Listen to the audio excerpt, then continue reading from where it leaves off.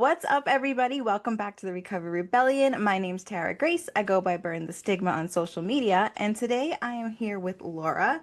I actually met Laura on LinkedIn, and that's what's really cool about social media is that you end up meeting people like we would have never crossed paths in life. Laura, why don't you tell us just a little bit about your journey, whatever you feel comfortable with of kind of how you got into, what was your first exposure to, I need to get into recovery, I need to stop. What was that journey like? Yeah, absolutely. So I have there's not a single part of my life that like addiction has not touched. Certainly like personally, friends, family, everything. It feels like it's been a huge part of like every aspect of my life, which is why not only is there like a whole personal journey, but it's also like I've stayed in the space in the field, in my work, and it's all I've done for like the last 15 years. And so everything is sort of about addiction and recovery and, what we're all doing here, kind of all the time. But definitely substance use all through adolescence and, kicked out of a couple different schools and kind of like a teenage runaway for a year and, trying to get my life back together. And I spent, a lot of like adolescence and young adulthood stimulants was a lot of my jam. It was my thing. And that is something when you're talking about like, powder cocaine or crack cocaine or crystal meth, like all of it, you can't really do a life when you're on those types of substances. I mean, there's lots of substances I'm sure are like similar, but I found that with those, being on 2, 3, 5, 7, 9 day binges, you can't really do a normal life. You can't show up to things. And even though I was trying to like make my way through school, which again, like, kept getting kicked out, wasn't able to do, ended up getting a GED, came back from the period of bouncing around couches and on streets from a runaway to like trying to get into community college and doing college and then transferring to another school. You just can't quite show up. And I felt like I still had potential of a life to live at some point when I was able to go to school and do school. I did really, really well, which was great. But none of that matters if you can't show up because you have this addiction to substances. So it was after like 3 years of continuing to try to do college and get like enroll in a semester and be full of ambition and then not show up to most of the classes, so end up maybe completing one course a semester. You just end up so far behind, and it feels I got to a point where I actually started to feel like life was slipping away. When you're young, it feels like, oh, I can like kind of screw up my life and still kind of keep it moving along because the expectations at that time are so low. But you get to like 19, 20, 21, and now it's like, oh, I have friends who are graduating and I've barely got a year and a half of coursework done after like years of trying to do this. And it started to feel like I got to a point where it was like I was starting to not have a future. That future that I thought was like inevitably going to happen, that I think I felt kind of entitled to, like, oh, it'll just come someday. I realized, no, I have to just start doing the things that are going to make that potential become a reality. And there was even times where like I started being looked at by school administrators and stuff when I would have to like beg for them to take away my academic suspension. And, I was having to have all these different meetings. And, these folks would like look at me and say, like, hey, not everybody is meant to go to college. And it was like, wow, that's what they see. Even though I used to have all this potential, people are looking at me like I don't even belong here. They're starting to not see a future that's out in front of me. So it was around the time I was 21, I realized I needed to do something different. And during that time, those last like few years between like 17, 18, 19, 20, I tried to go to 12 step. It was the only thing I knew I could do that wouldn't make me commit to like an outpatient treatment or an inpatient treatment, which like I had always kind of been told like, oh, you shouldn't go there because, they're gonna like they used to say things like check your track marks at the door and stuff like that. Like they would make it sound like this like really scary place. And I just like had all this like negative understanding about like what treatment was. And so it seemed like going to community 12 step was like something that could be open to me to do. So I started to try to go into the rooms to find some support and honestly ended up not really finding a place there. And one of the things that I saw was just a lot of predatory behavior. That was what I experienced was just folks who had been around those rooms kind of like latching on to newer folks. And it was just not a comfortable space for me. And I saw some of my friends who were the ones who encouraged me to start attending meetings with them felt like they were getting sucked into these small little clique groups that were led by these folks who I got kind of predatory vibes from. And I watched them kind of slip away from me and start judging me and judging my behavior because I hadn't like stopped using and I was trying to figure out how, but I wasn't like clean and hadn't committed to that, kind of space. And I just stopped feeling welcome, honestly. I didn't feel welcome in the space because I wasn't fully buying into like a lot of what was going on there. So um, I really ended up kind of getting an opportunity to get a housing situation that wasn't in the using environment that I was in that started to provide me some stability. And that was enough to get me to step away from stimulants long enough to stop using them. But I did continue to like use cannabis and certainly drink alcohol. I was 21 years old at the time. So now I was able to start going to bars. And so that was still a place in my life, which again kind of also made me feel not really included in a space where even though I was recovering from stimulants, I was still continuing to use some substances. So I kept very much to myself, and that was enough to get me to like keep going to school and actually finally finish college several years later. And then ended up getting into graduate school and wanted to start studying like addiction and doing something in the addiction field. And unfortunately, then at that point, I ended up got hurt. This was around like 2010. And at that point, I ended up developing a dependency to opiates and was prescribed more than I could ever use. It was a time when, none of that had been kind of like cut out yet. So, over time just ended up getting really sucked into that. And over the course of the next 6 years, I ended up with a really, really bad dependency on opioids when I was trying to do my graduate degree. And it was like all of that time, um, I still identified as a person in recovery because I had like this huge background where my using was so chaotic that I wasn't able to do my life. But even though I was able to actively manage an addiction to opioids at the time, I didn't feel like I had a space in the recovery community because I was continuing to use, but I still considered myself like trying to get my use together. Fast forward to about 2016, I was able to finally get off of opioids. I wasn't going to be able to get them very easily anymore. And I realized this was going in a really, really bad direction. And then over the next several years, that ended up progressing to alcohol. So I was able to get stimulants behind me, was able to get opioids behind me, ended up developing a really problematic relationship to alcohol. And that kind of consumed my life during the rise of like my career. And then eventually was trying to use cannabis to reduce my alcohol use. And then it was finally only like short of a little over 2 years ago when I was finally able to get all of that into a place where I was living like a fully healthy life.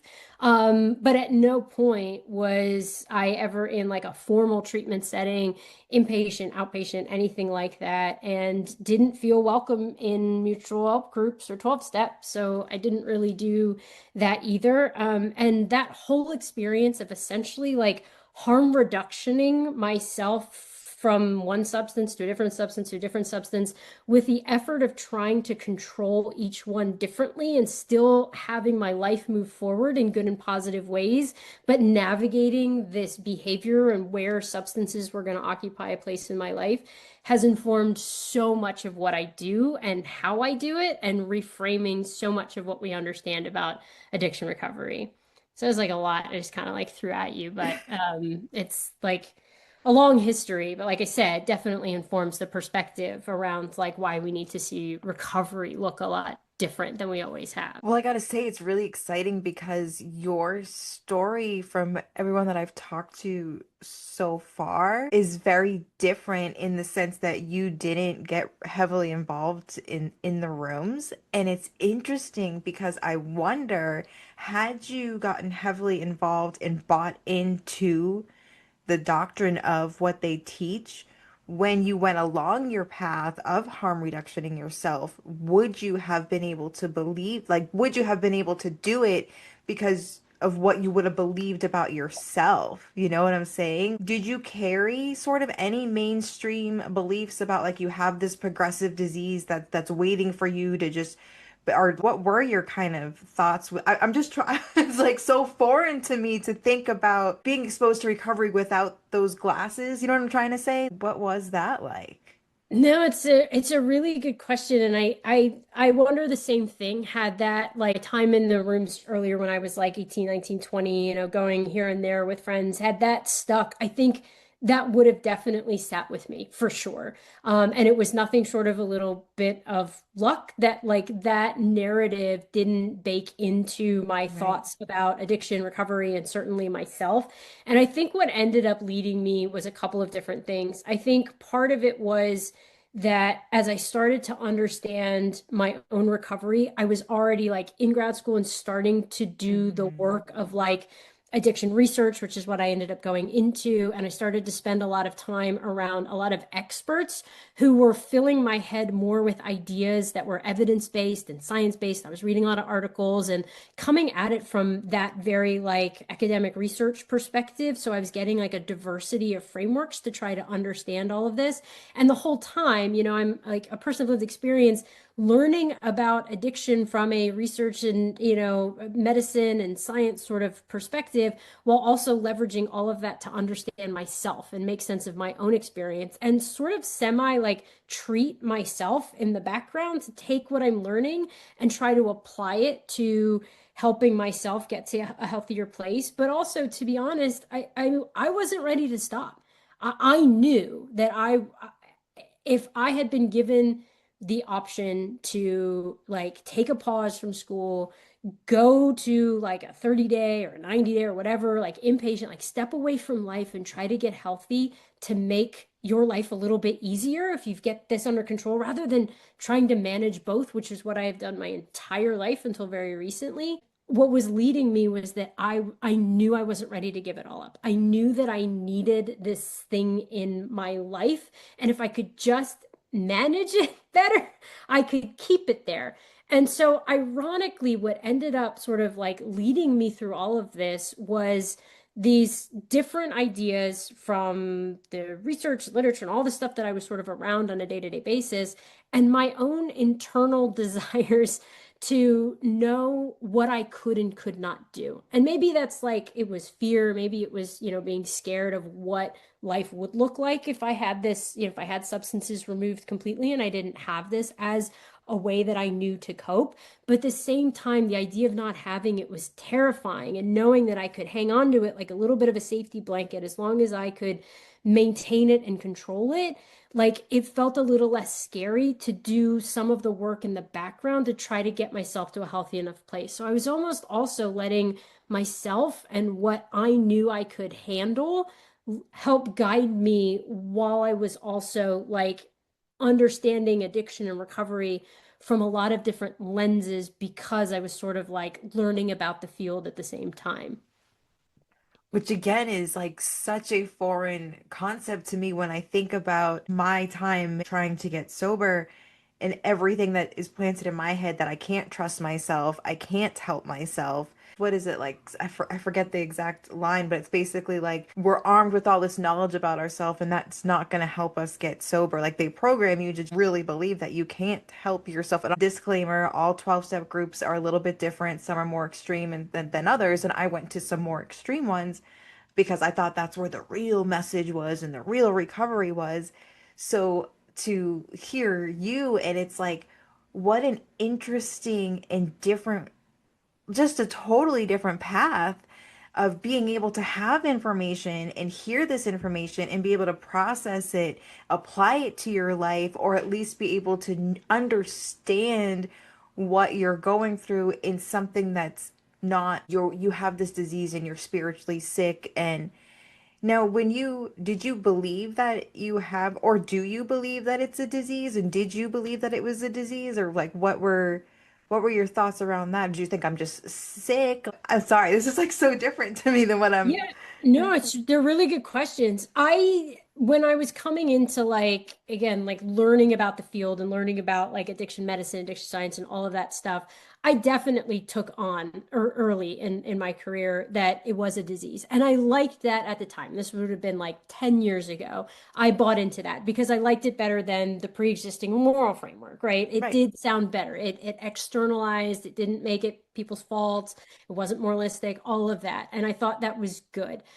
Over time, it was weird to be sitting in seats and in academic settings with lots of physicians and scientists who all still bought into that model and actually start to entertain the idea that like I didn't buy totally into the disease model, and over time like didn't really vocalize that very loudly, but because I could sort of like put this through my own lens of understanding and my own lived experience, it was like that just never totally sat right. Certainly wasn't a moral failing. Okay, Right. well, that's good. We turned the corner from that.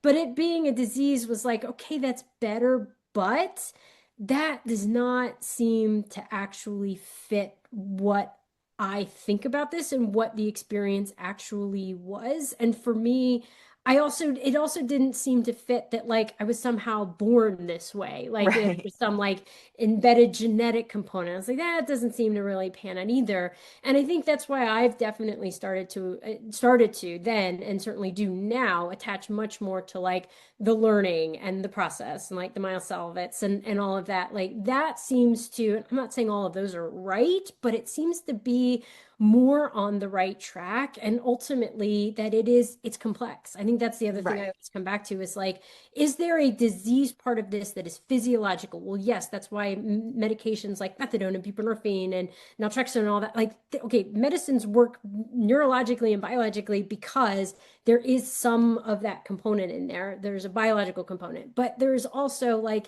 yes, there's part of it that's mental health. There's part of it that's trauma related and experience. There's part of it that's habit and routine. After a while, a coping mechanism may not even be reinforcing what it was meant to originally help you cope with. And once it's removed, it's like, oh, I was just doing that because that was the thing I did every day. So, like, I think it's multifaceted, it's very complex, and it also changes over time. That's the other thing. Like, what Mm. addiction was and who I was as a person who was an addicted person when I was 20 was different than the role that substances were playing for me at 25, which was different than what substances were playing for me at 32. All of those periods have been different. And I think that's also why mechanisms of recovery and where recovery meets a person are going to be different based on what that substance is actually doing for that person at that time. And it's not always going to be the same thing. And it's not always going to be the same thing for even the same person at different points in their life as things change, as context and environment changes.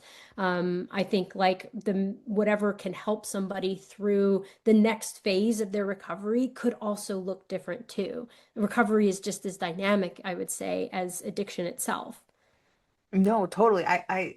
I totally agree with that. And, for me too, substances, the way that substances have showed up in my life, I'm a cannabis consumer still. And even the way that I consume cannabis has changed throughout my last several years as well. And the way that I use it and just like my relationship of being able to accept that, because I used to jazz it up like, oh, this is my medicine, this is my plant medicine, oh, this is my cannabis in recovery. And yeah, I believe at the time, especially in the beginning, that was true.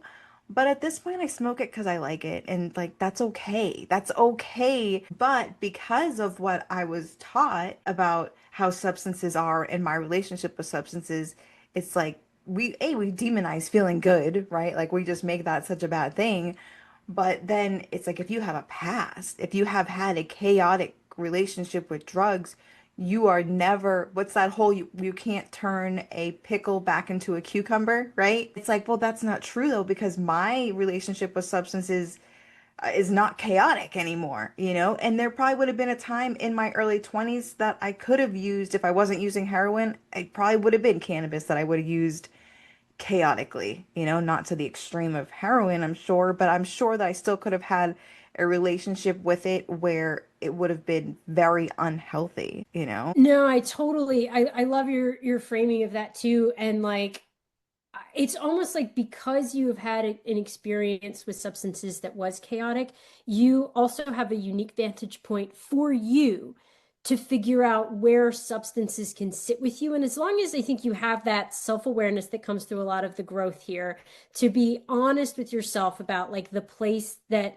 like cannabis, or for other people could be alcohol, or for other people could be psychedelics, whatever that substance that you want to continue to use, whatever that place it has in your life, like you, I think, know better than anybody else, better than me, better than a doctor, better than science, better than anybody else, the role that that's playing. And you're like, well, I know what it looks like when this goes poorly. So I probably also a really good judge of how this is not that and the role that this can play for me. And I'll say for me, like, I do not prescribe to or subscribe to the idea that I cannot use any other substances for the rest of my life. I do and I don't consider myself a person in recovery for a lot of different reasons. So we can get into if you want to. It's like complex, but I do not subscribe to like I can't use anything else. If I want to, as soon as we're done here, my work day's done, I can go and I can open up a beer if I want to.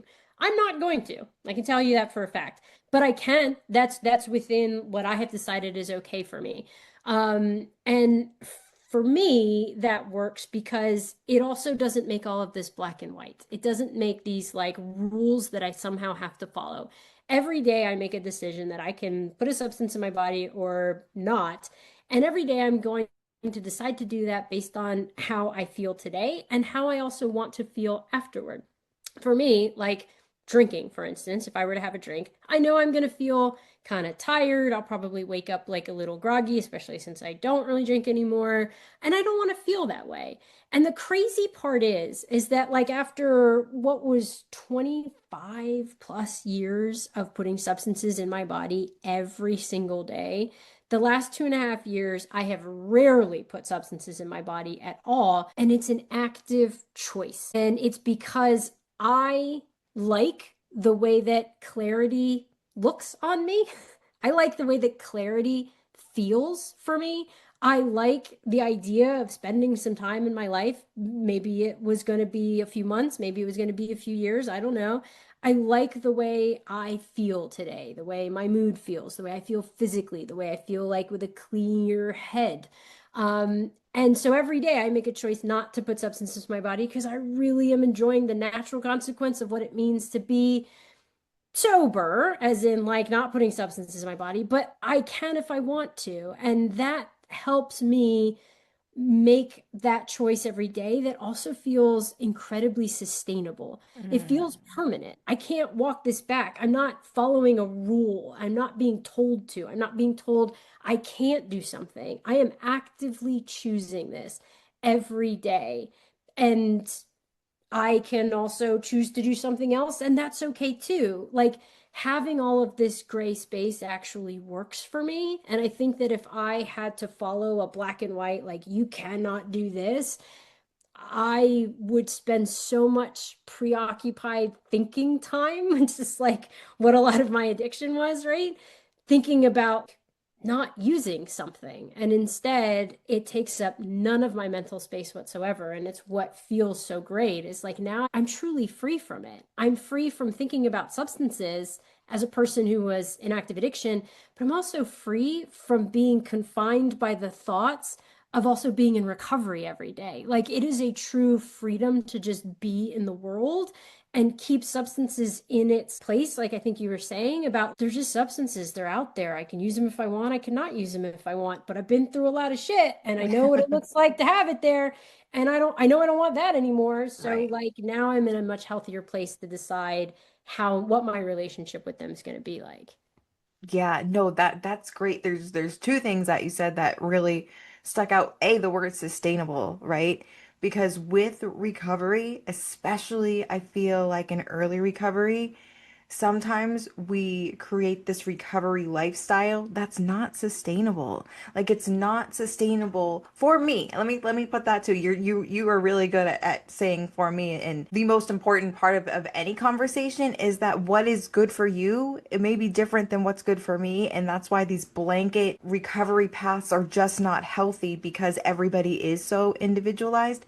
But for me, going to a meeting 6 days a week was not sustainable. Going to meetings, always having to be available when another woman called my phone, when someone needed someone, always having to have service commitments every single week to be committed to these certain things. After a while, you get burnt out, or I got burnt out, but then it's like, oh, then you get in this struggle of like, oh, that's my disease. That's my disease telling me I don't need to do these things anymore. And then you get stuck in this struggle when just realistically that lifestyle is not like long-term sustainable. You're gonna get burnt out eventually, right? And then another thing that you say that I like, this is one of my favorite things to say is embrace the gray because so much exists in the gray and like these black and white things with especially in the recovery zone, man, like most people are in this gray area, but we put either people are in recovery or they're in active use. Like it's like there's no in between, but there's so much in between. And the other thing that you were saying about substances, they are or they aren't, like maybe you'll, if you feel like it one day you'll have a beer but you don't want to have one today because that's just not what's, you don't want to be tired later, you don't want to feel like shit. Like same for me, alcohol. I was using alcohol for a while. I was using it chaotically, then I sort of kind of phased out of it and it just got to the point where I just didn't like the way it makes me feel in the morning. Like I just feel like just like a raisin, and I didn't want to feel just like so dried out, like that taste in the morning. It just got to the point where it wasn't worth it anymore. I was just done with it. But to have this relationship where like my whole life revolves around I can't touch a substance. My whole life revolves around not touching that. It's like running away from, it felt like I was running away from my past. And like you said, it's this freedom to just exist and not be afraid of a substance. But it takes work to get there, right? But there is such a freedom to know that if substances come around, A, I'm okay. And B, if I choose to use a substance, I'm not off to the races, right? Like I used to think like, oh, all bets are off. Now I'm going to be in chaotic use and use until I die or something stops me. You hit a lot of good points there. No, and I love all of what you've added, and I feel like one of the things we keep circling around, which I hadn't even thought about it quite like this before. That's why I love these kinds of like conversations with people. Is like when you're in active addiction, you think of it like you're chained to something, right? And I think we all feel that way in various ways. I don't like all of the depiction about it, but I definitely felt that way. I felt like I was carrying around sort of this like anchor behind me, weighing me down. And now, especially that it's removed, chaotic use of anything is removed from my life, I feel very weightless. I feel very free.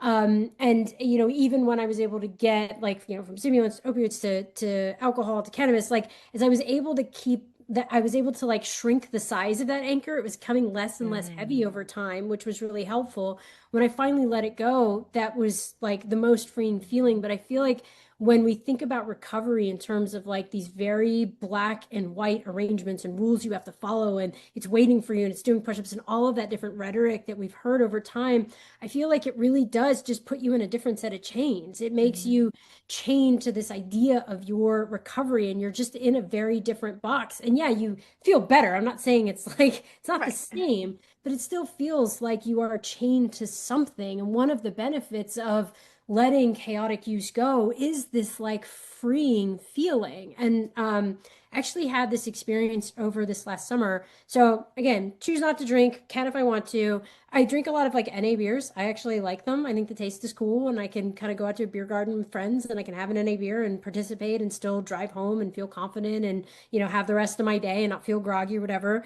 And I actually met up with some friends at a beer garden, and I was accidentally served a regular beer instead of an NA beer.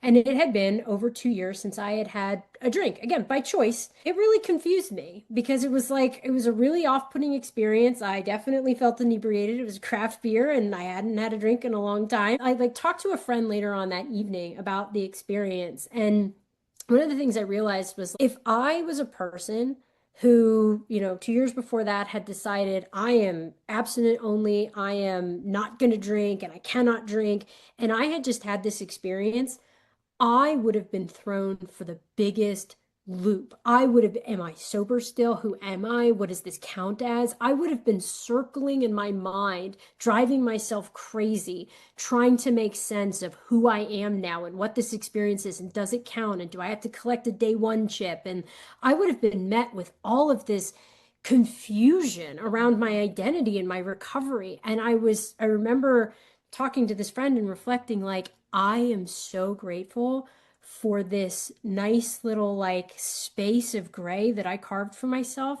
Because while this experience was like not super comfortable and not ideal, and I didn't want it, and it was kind of weird, in 24 hours I was over it. I'd moved on. It was not a big deal. Like it was actually, to your point, this gray area, this understanding things in context and not being so wedded to rigid rules that was actually protective. Because for other folks who I know of who are close to me in my life, had they had that experience, that could have set them off to the races, not because all of a sudden they now craved, the next drink, but because like, oh, well, what the hell's the point? Now I don't have this perfect streak I'm maintaining, and there'll always be this, okay, yeah, I've been sober for a couple years, but, I'll always like know that it's there because they're so wedded to these rules that like it could have changed the trajectory of their life having this little accident happen. And it's because in the way that I conceive of my own recovery, because of all this gray area that I've built in, it was actually protective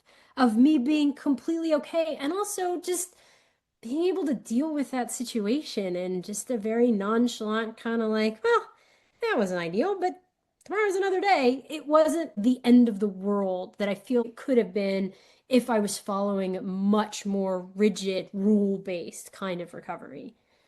Yeah, and it's funny that you say it's protective because they say these rules, right? These black and white rules are to protect us and keep us safe in our recovery.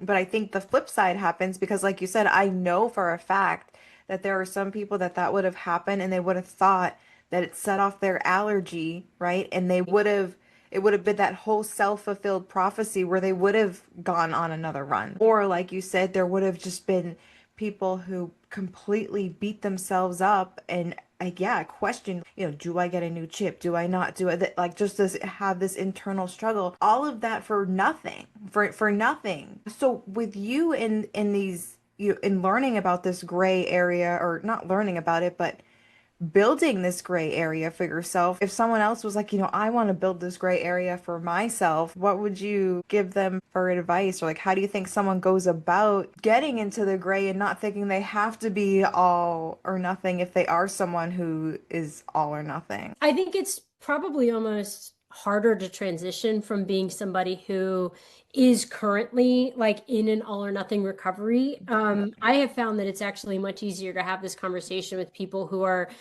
either in chaotic use or questioning their own current use, so are trying to figure out sort of their initial way into recovery. It's such an easier conversation to have. And interestingly, like makes a lot more sense to those folks who are trying to figure out what a recovery path might look like for them that will work and will make sense. I feel like it's a much more difficult conversation to have with somebody who is like already in that framework of, I'm in an abstinence only approach, and I have been for years. I will say though that it brings up for me something I've been thinking a lot about recently, which is like we talk a lot in the field around like multiple paths to recovery, right? That's like a very common thing, and we're trying to get that to be, something that's more put into practice. But when we say that phrase, we tend to say it in terms of like multiple paths to recovery. So we think like, oh, well, you can do medication, or you could do groups, or you could do, all these different ones.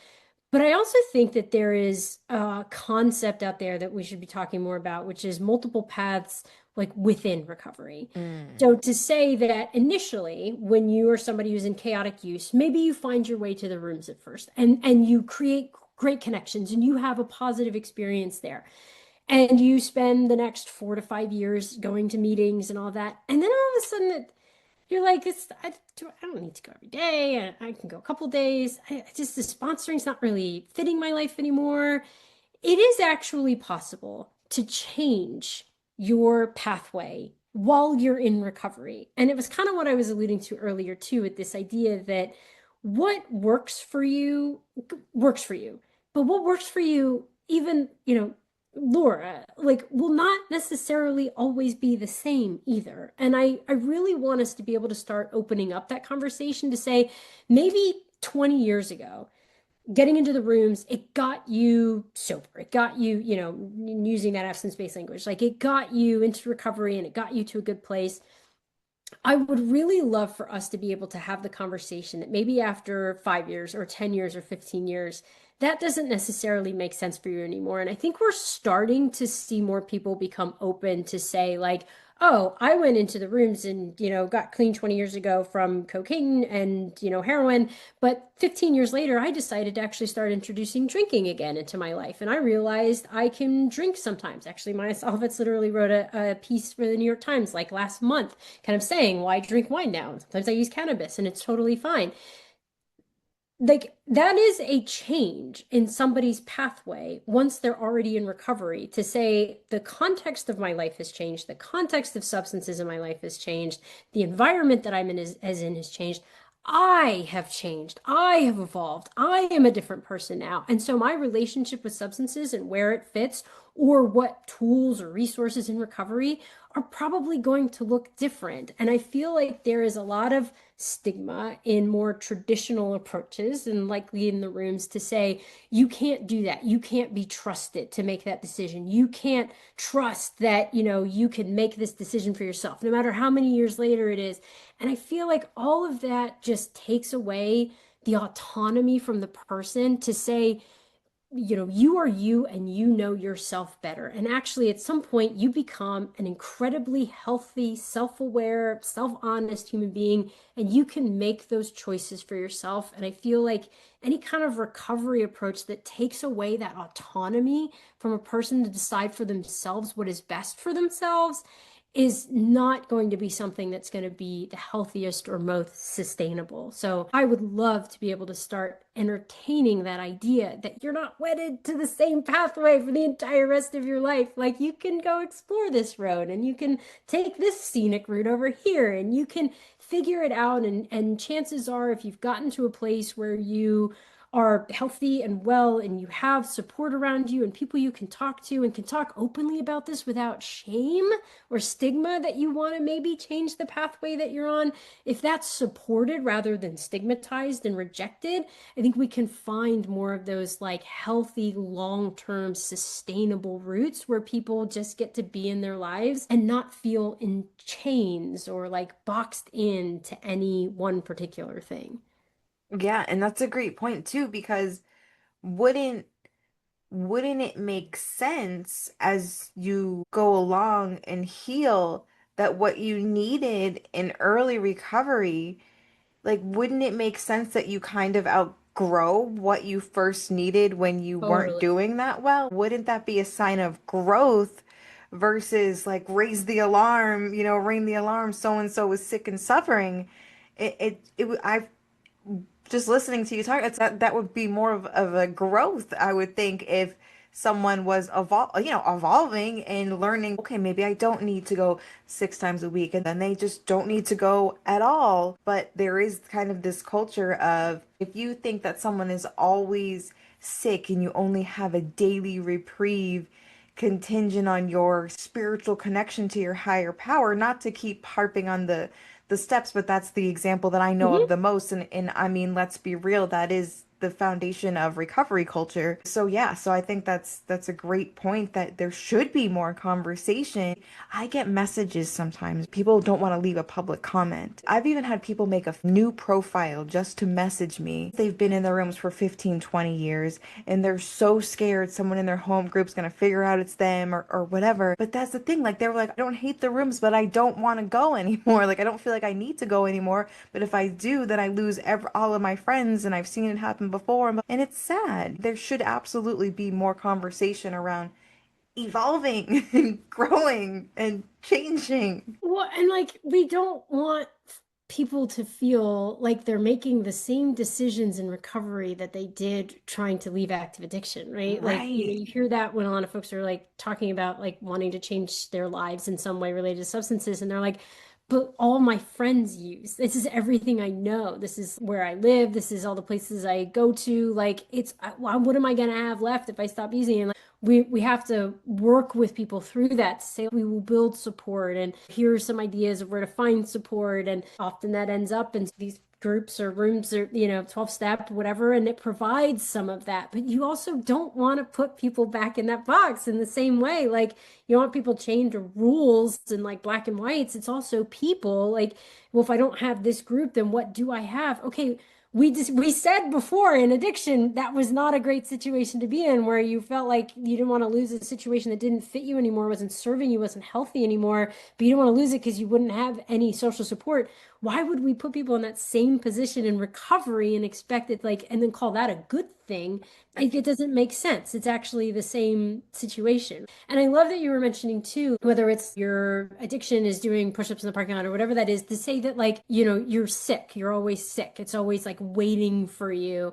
And I think even in like the disease model though, like that's embedded too in some of the language that we use that really turns me away. And even in like addiction medicine, addiction science, we talk about like remission, that Mm. you can have an opioid use disorder, you can have a substance use disorder, and when after a year or 2 years, and we redo those 11 DSM criteria, and you're sub-threshold now, and you only meet 1 to 2, or like 1 or 0, whatever, like you've gone to mild, and then now you're not even detectable, and you're in remission. But remission has that cancerous sort of undertone to it that it can always come back. And I feel Yes. like in the disease model, in this objective reality that we've created, actually embedded in that is this, yeah, but it could return. Yeah, but you that could increase again. So you shouldn't do X, Y, or Z. And I think that's what we need to move away from, to think of it as like actually both of those label this in the same exact way. And I think we should be proceeding with caution anytime we're saying we're doing better, but actually it seems to mirror what we were already doing. When I first heard the word remission, like I remember a lot of people, they loved it. They're like, "Oh, I love that." And I'm like, "I fucking hate that." Because like what you said, it gives the A, it does make me think of cancer, and B, whether it does mean that or not, it does give me that sound of like, but it's in remission, but like it still could, like its little head could pop up and get you, Exactly. you know. I hate that word. Now you are in the field, right? And it's starting to change and we're starting to see, but is it? Right? Like we are having more conversations. We're talking about multiple pathways and such. Do you still feel like most professionals think that the end goal should still be abstinence? Like it's kind of like it's almost like we entertain these pathways, we entertain harm reduction because hopefully at the end we get to an abstinent-based recovery? Or do you think that professionals are really starting to accept that people may use substances in recovery and that may be their life? Or do you still think there's still a push to get us to the finish line of abstinence? It's a great question. And I think things have gotten a little bit better, even in the fact that we're willing to entertain multiple paths to recovery. That's Totally. better than 10 years ago, and certainly better than 20 years ago. And that there are alternatives to 12-step mutual aid in the community is a movement in a positive direction, to not say that is the only way.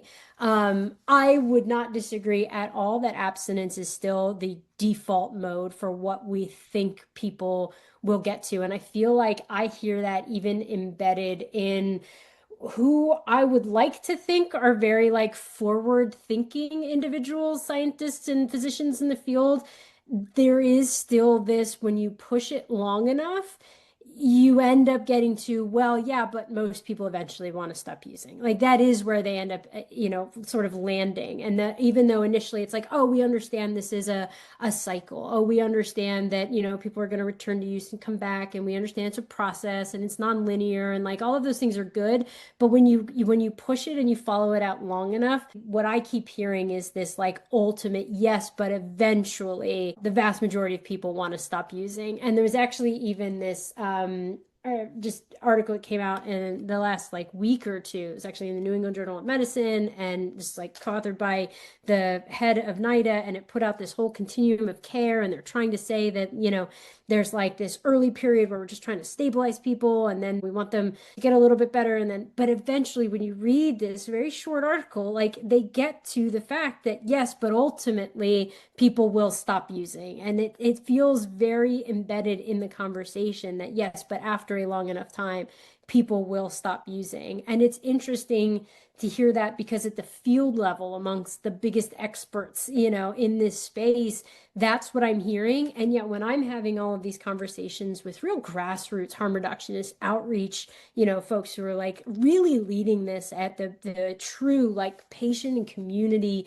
level, talking to people who actually use drugs, that's not what we're hearing. We are hearing, actually it's okay to continue using different things. How about plant medicine? How about psychedelics? And people still talking about ibogaine and all these different alternative ways that I don't think the field is really catching up with. And I want to say that we are consistently making those strides, but unfortunately, with a lot of the different policy shifts we've seen just in 2025 alone, I feel like all of that progress we were making towards decriminalization and legalization of marijuana recreationally across the country and all of this stuff was like we're moving slowly, but we're moving surely.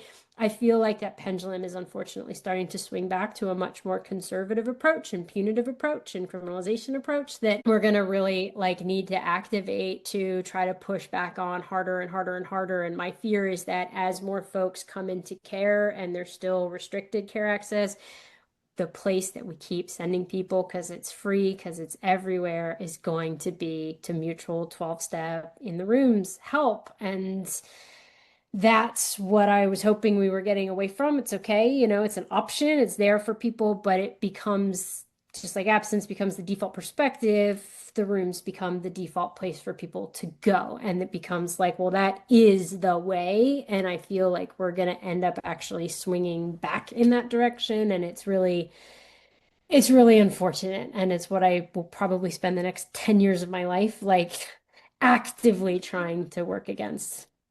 Yeah, no, I mean, I totally agree. And not to, get into politics, but I don't, RFK Jr. being such a devout 12-stepper and very proud of 12-stepper and using like the language of, well, my brain needed washing, like fully accepting that, yes, this is a brain, you get brainwashed, but Yeah, that's what I need, and that's what, a lot of these people need. It is scary to kind of watch it shift backwards when if this stuff was gonna work, it would have already worked, right? Like this isn't getting better. It's been getting worse, and I mean, we know this, but we're never going to arrest our way out of this. Like it's just not feeling changing your mood, elevating, like that is just part of human history. People have been getting high since we have written word, like even not even written, like drawings, they've interpreted of people absolutely. getting high, like Yeah, it's part of the human experience. And to think that we can just restrict people from doing it, it's I mean, this is what we got. What do you think is the core message that we need to kind of drive home as all of these things change and as abstinence and forced treatment and all of those harsher criminalization laws, all of those things start to come down even harder as these conversations come up? What do you think are the kind of the talking points? What do you think is important to hit home for people? Because so many people just get well, drugs are bad, so you shouldn't do drugs. So many people are like, well, too bad, like they do it to themselves. I think we all kind of have like our little toolbox of shit that we is important to us. What do you what is kind of your core, that's what's important to you in that message? Yeah, it's a great point, and I think if I could operate, like at the level of changing the narrative around substance use, period, at the highest level, if I could get a huge microphone that everybody could hear me, give a 30-minute talk on what I would say, like I think at that absolute highest level, my dream has always been to change how we even see substances and stop making them special. Like Yeah. substances, like we use things, all sorts of things, behaviors, items, objects, emotions. We use lots of things to make us feel better. They're ways of coping, they're ways of dealing with discomfort. Maybe that's physical pain, emotional pain, psychological pain, trauma, all of that. We experience discomfort as human beings, and we use lots of different things, only one of which is substances or alcohol or anything like that. And I think the most infuriating thing to me is just over like the last 100 years of policies. It's not about Democrats or Republicans. It's just the last 100 years, the way we have decided to address substances makes it special. And that's the annoying part is it's not. It's not any different than like compulsively picking up your phone and scrolling. It's the same adaptive behavior to discomfort, to boredom, to whatever it is. Like we use these. And I would love one day to start approaching helping people adapt better to discomfort, which is first being aware that you are experiencing discomfort and normalizing that that sucks and nobody wants to be in a place of discomfort.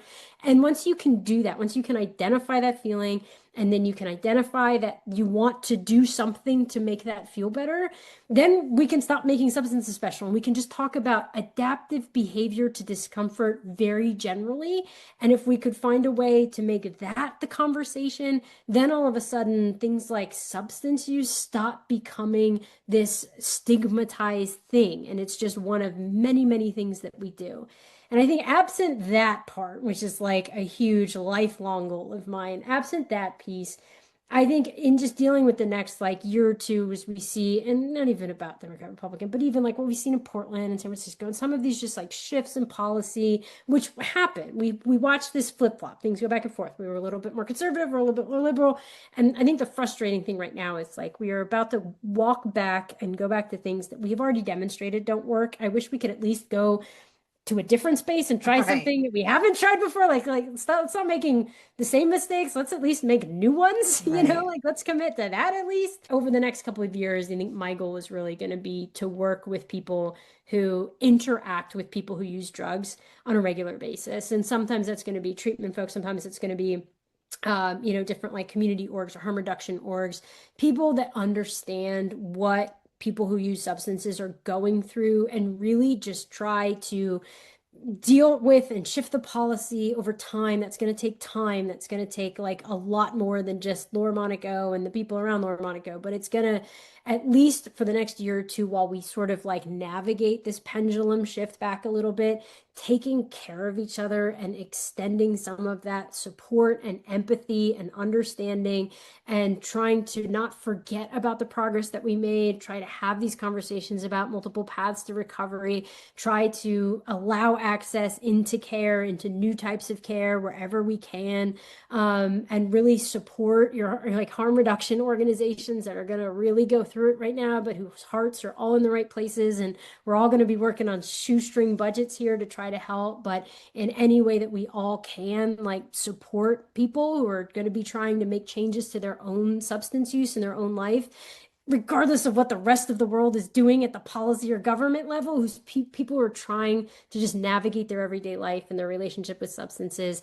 and keep the focus on them. And I think like us as a network, it's me reaching out to you. It's us having this conversation, like us continuing to prioritize those people in their lives and supporting each other and trying to get a little bit better, a little bit healthier every day. I mean, that's really all we can do, but it really takes us like banding together right now and recognizing that we all do share anybody in the recovery space, we all share the same overall goal. And if we could just set aside some of these more petty differences right now and recognize that we're all sort of like we have some mutual enemies that we're trying to keep at bay, that would be really ideal. So I think it's coalition building and, trying to speak some of the same language. So I really appreciate the conversations that you're leading right now. They're so, so timely and helpful. Why I'm happy to call you a new friend.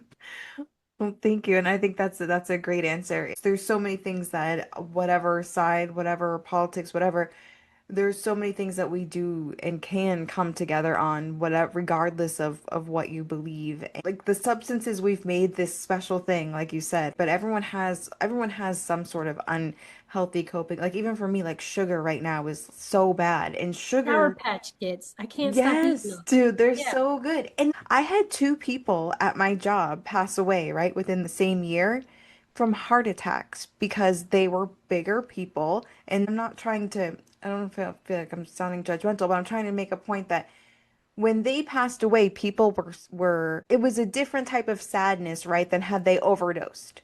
But totally. in the end, their habits, their addiction still took their life, but it was looked at in a very different way. There were two people that died pretty early that had they changed their lifestyle, had they made better choices, right? Like people always say, they would still be here most likely. And it's because we look at substances so differently that their deaths are looked at different than overdose deaths. And when you're on a diet, right, or you're trying to eat better, lifestyle change, right? You're trying to eat less sugar and you eat a cake. People are like, "Oh, don't be so hard on yourself." Like that's fine. But if you're trying not to get high, right, and then you go do a bag, dude, like why weren't, you just not be putting your recovery first? Like what's going on with you? It's basically the same thing. It's just that like you said, we've made drugs special. So I do think it's trying to have these conversations and getting people to realize that these drugs aren't the big scary boogeyman that all of the war on drugs propaganda, like what makes drugs for the most part so scary is that they're illegal, right? And if we had a safe regulated supply, a lot of the issues that we come across wouldn't be there. Not to say they'd be perfect, right? Because alcohol is legal and regulated. We still have issues with alcohol, but they're different issues, right? And sometimes you gotta pick, there's always gonna be issues. You gotta pick what makes the most sense. And, I appreciate these conversations too, and just finding more people who get it, right? Because we do need to come together. So I appreciate you coming on and sharing. And I think it's great. Like I love your story and your testimony of how you've gotten to where you are because it is different than what a lot of people hear. And it's a great example of how harm reduction works, even if you didn't know well, you might have known you were using it because you were in school, but even if you didn't know you were harm reductioning yourself at first, I mean, it worked. For the most part, you live an abstinent-based lifestyle. And I think when a lot of people hear harm reduction, they think, oh, like you still just want to get high, like you still just want to use, you Yeah. know? So yeah. Is there anything else you wanted to say before we wrap up or? No, I think you just summed it up nicely. Let's just leave it there. All right, perfect. Well, thank you guys so much for listening, and I'll talk to you later. Bye, guys.